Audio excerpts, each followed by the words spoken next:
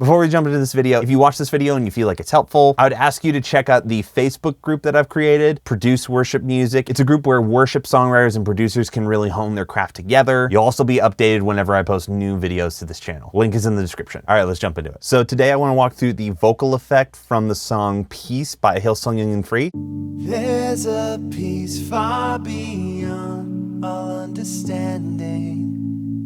May it ever set my heart at ease. What anxiety fails to remember is peace is a promise you keep. Peace is a promise you keep. I feel like this is a really good example for how to get a modern vocal production sound, considering a lot of modern worship tends to be more like live performance based, and you don't really get cool studio effects like this on vocals. So this is kind of how I would replicate this sound, but it's also a great starting point for how to get started with vocal production in a studio setting. So let me show you what I was able to come up with. So these are vocals that I recorded super quickly. I would say the number one thing to getting a good vocal sound is A, sitting down and learning what the exact vocal part you need to record is, and B, practicing it for a while before you record it. I kind of rushed this because I was able to figure out the harmonies and stuff like that by ear, but I would say you get what you put into it in terms of vocals. So one of the things that will really help your vocal production is comping. So to explain comping, imagine I want to get a single lead vocal. What I will do is I will record that lead vocal 5 times, and then I'll go through section by section, line by line, through all of the takes and grab the best performance of that line depending on which take I did it best in. So the end of it is an amalgamation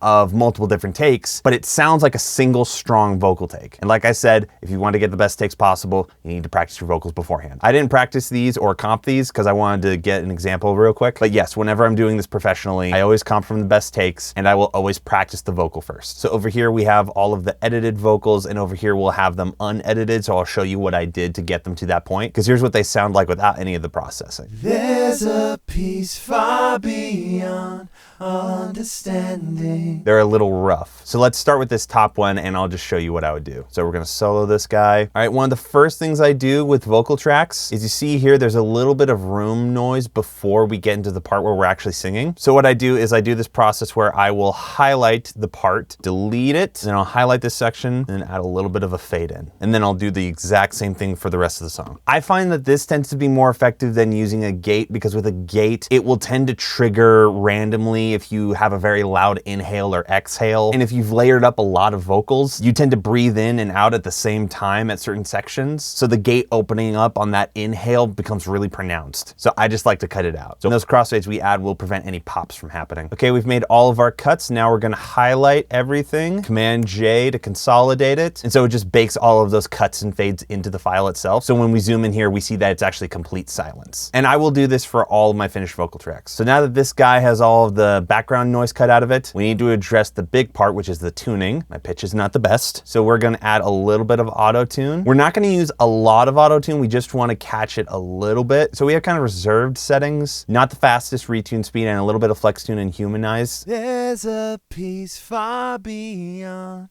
all understanding. Now you can hear that it's still not catching everything. So what we're gonna do is, before this automatic tuner, we're going to add a graph tuner. Now, lucky for me, Auto-Tune Pro also has a graph tuner in it. So real quickly, we're gonna record this performance into the graph tuner. There's a peace far beyond all understanding.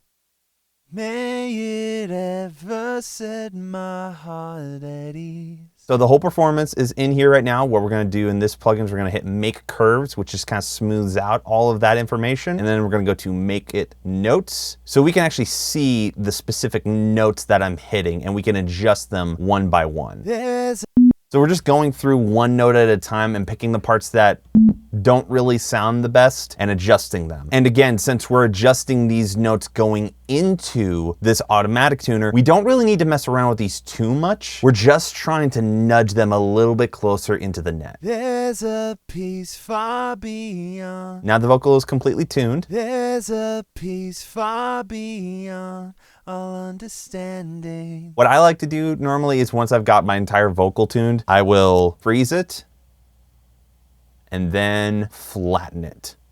If I notice it's a little pitchy, I might throw another auto tune on there just very lightly. Again, I'm not really trying to make it sound super auto-tuney, but the way to get the best vocal sound is to just practice it enough to the point where you don't really need a lot of tuning on it. So, okay, that's what I would do for a single vocal, but this is the main vocal. What I think the biggest secret is for getting that sort of width that you get in the song piece is the doubles. So here, I'll go to these guys over here. So what I did was I took this main vocal performance and I sang it multiple times. So underneath this main vocal, I have me singing the exact same vocal part. One is panned hard to the left and one is panned hard to the right. There's a peace far beyond all understanding. They're super wide, and what I do is I normally blend these guys underneath the main vocal a bit. So all together, they sound like this. There's a peace far beyond all understanding. If you want to go even crazier, you can have 2 on the left side and 2 on the right side, and it gets really thick. But as you can hear, it's not just that I'm singing the same thing over again. When you listen to them together, There's a peace far beyond. it sounds like me singing it one time, but there's just some kind of effect on it. And the way that we get that effect is something called vocal line. So we'll go back here to our main vocal. There's a peace. So here's the dub that I recorded for it. There's a peace far beyond. Big issue that I'm hearing right here is that these 2 vocals are out of alignment. There's a peace far beyond. You can hear it really on the consonants, like the TH on there, or the S's or the P's. There's a peace far beyond. It sounds like they're kind of out of phase, they're sort of delayed, and we want them to be perfectly in alignment. So you can do this manually by just going into the individual waveforms and being like, okay, when does the P hit? You can see right here that this sort of sound in the dub is a little bit sooner than it is in the main. So if I was going to do this manually, I might grab this guy and move him a little bit over to the side. There's a peace. And you can already hear that that kind of helped it a little bit. There's a peace far beyond. Versus There's a it just kind of gets rid of that little delay. Now the problem is you're gonna have to go through line by line to try to do this manually, which is why I use a plugin called Vocal Line. We're gonna throw it on the dub before the tuning. I like to time align stuff before I tune it. So it's just this guy here. I'm gonna set that as our sidechain input. Now this is where the magic comes in. We're gonna go to the beginning, we're gonna hit capture audio, and then we're gonna hit spacebar. There's a peace far beyond all understanding. All right, so it captured our guide, which is our main vocal, and our dub, which is our dub. Then we're gonna hit align and process. Now when we hit space again, There's a peace far beyond. it automatically aligns our vocal takes with each other. You can hear it really at the beginning. So without, There's a peace far beyond. now on. There's a peace far beyond. This saves me so much time when I'm editing vocals. When you have something like 10 vocal takes playing at once, having them all be consistently in alignment with each other really helps add to that sound of one main vocal that's just super thick. And in Peace, I feel like that's kind of where it is. So now I'll just go through the rest of this song and align the rest of them. All right, now that I've aligned all of that, I will do the exact same thing that I did before. I'm gonna go to freeze track and I'm going to flatten it. There's a peace far beyond. So for the vocals that I showed you at the very beginning that sound really nice and together, I've done all of the steps that I've shown you so far for every individual vocal. So I went through, I cut out the empty spaces. These guys are just consolidated so you can't see the cuts. I went through, I cut all the dead space out of them, I tuned them, and then I time aligned all of the backup vocals to the main vocal. There's a peace far beyond all understanding. Now keep in mind, these vocals are not mixed. They have a EQ on them and a compressor. You can only imagine that if you were to actually go through and mix these with like a professional chain, they would sound even better than they do right now. So we've gone through all the kinds of processing that I would do on like normal vocals. Other things I feel like that are important to cover are harmonies. There's a peace far beyond. You can hear that that one was really out because I'm not the best at singing harmonies. But just blending a little bit of a harmony underneath it adds a little bit of weight. What I'll do with harmonies is I'll start by bringing them all the way down, and then I'll slowly start bringing it in until I start to feel some of that like warmthness that a harmony gives me. There's a peace far beyond all understanding. May it ever set my heart at ease. there. I feel like that's a good spot for it. Another thing you can do is with your harmonies, you can actually double track them. I did a single harmony here, but I know a lot of people are big fans of actually double tracking their harmonies. So we would have one on the left and one on the right, sort of the same way that we have our dubs here. Last thing that I'll go over, which I don't really think that they use in Peace, but I feel like you could very easily use in a song like Peace, is a vocoder. So what I've done is I've taken one of my vocal performances, put it on its own track here, and I've brought in this plugin, which is the Antares Harmony engine. Antares is the company that makes autotune, by the way. And this is what the effect sounds like.